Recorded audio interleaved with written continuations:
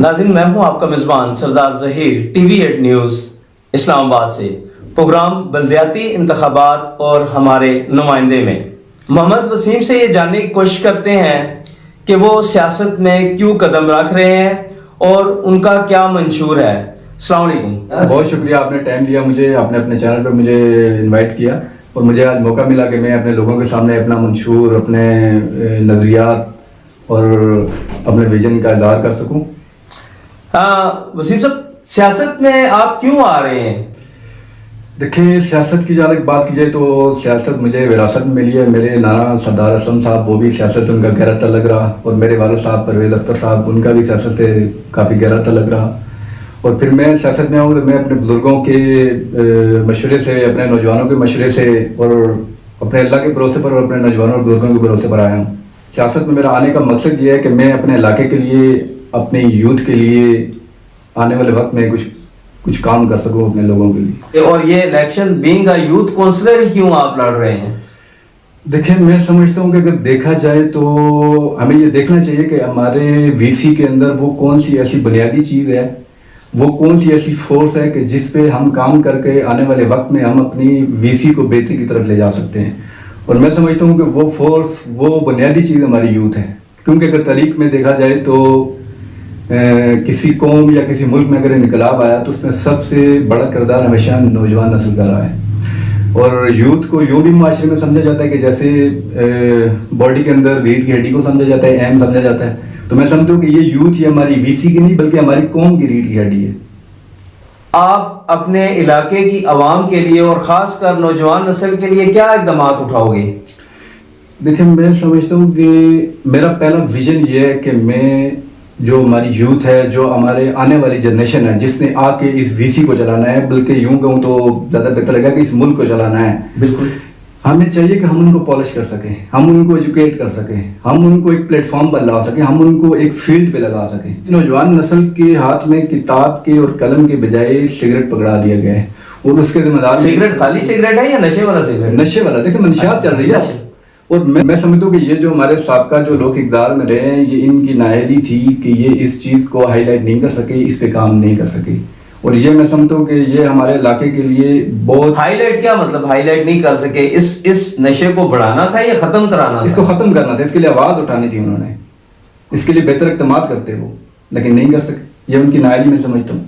तो क्या समझते हैं, अगर नशे जैसी लानत को ताजवाल जैसे साफ सुथरे सिंगापुर जैसे इलाके में जो खूबसूरती के लिहाज से अपनी मिसाल आप है, नशे को परवान चढ़ा दिया गया है, तो क्या उनको दोबारा इक़्तिदार में आना चाहिए?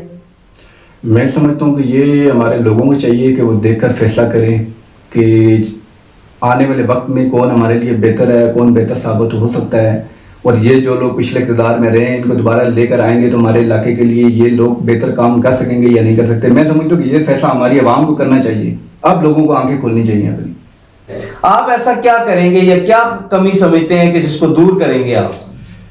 देखें, हम अगर अपनी यूनियन कौंसिल तजवाज़ से बाहर निकल कर अपनी आस पास की यूनियन कौंसिल में अगर देखें तो वहाँ पे नौजवानों की आप तालीम देखें, किसी की मैं कहता हूँ उनकी डिग्री MA लेवल से नीचे नहीं होगी।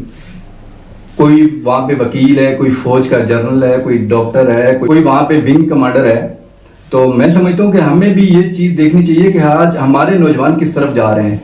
हमारे आने वाला वक्त, हमारी बुनियादी चीज़ यूथ है। अगर हमारी यूथ तरक्की करेगी तो हमारा आने वाला वक्त, हमारा कल, हम लोग तरक्की कर सकेंगे। मुझे अगर अल्लाह ने मौका दिया तो मैं अपने नौजवानों को एजुकेट करना चाहता हूँ। मेरा ये ख्वाब है, मेरा ये विजन है कि हमारे आने वाले वक्त में इस हमारी तजवाल में से कोई डॉक्टर बन के निकले, कोई फौज का जनरल बन के निकले।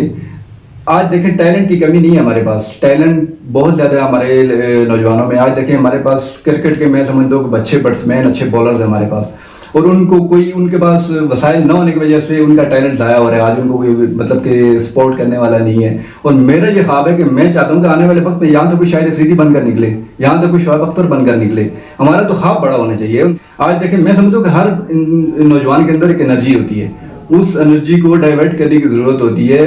हम उसको पॉजिटिविटी की तरफ भी लेके आ सकते हैं और खुला छोड़कर नेगेटिविटी की तरफ भी ले जा सकते हैं। क्या वजह है कि हमारे नौजवान नशे की लानत में मुब्तला हो रहे हैं?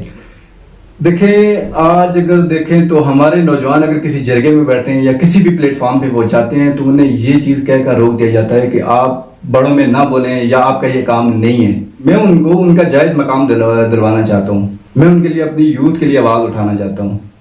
वोट लोग आपको क्यों दें और इलेक्शन जीत के आप क्या ऐसा कर दोगे कि वो आपको वोट दें? अगर मेरे लोगों ने मुझे सपोर्ट की, मुझे वोट दी इस दफ़ा, तो मैं इंशाल्लाह अपनी आवाम के, अपने लोगों की उम्मीदों पर इंशाल्लाह पूरा उतरूँगा।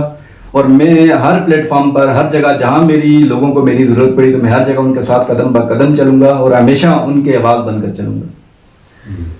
क्या आप भी उनके कहने पे खुद वहां पहुंचेंगे या उनको कहेंगे मेरे लिए कोई टैक्सी ले आओ, कोई पिजारो ले आओ तो तब मैं जाऊंगा? क्या करेंगे? क्या पुरानी रवायात को कायम रखेंगे या इसमें कोई बदलाव भी लाएंगे?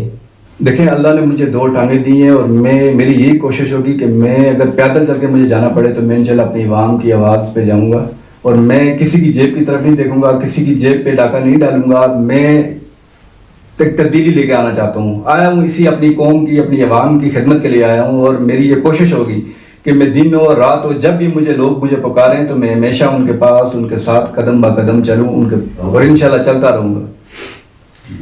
हमारे साथ नौजवान क़यादत सरदार वसीम मौजूद थे, जिनका ये कहना है कि वो यूथ काउंसलर का इलेक्शन इसलिए लड़ रहे हैं कि पुरानी रवायात से हटकर वो अपने नौजवानों को एक प्लेटफॉर्म पे लाना चाहते हैं, उनको उनका जायज़ मुकाम दिलाना चाहते हैं और उनको जो मनशियात की तरफ मुतवज्जो किया जा रहा है उससे हटा के पॉजिटिव वे में लेके आना चाह रहा हूँ।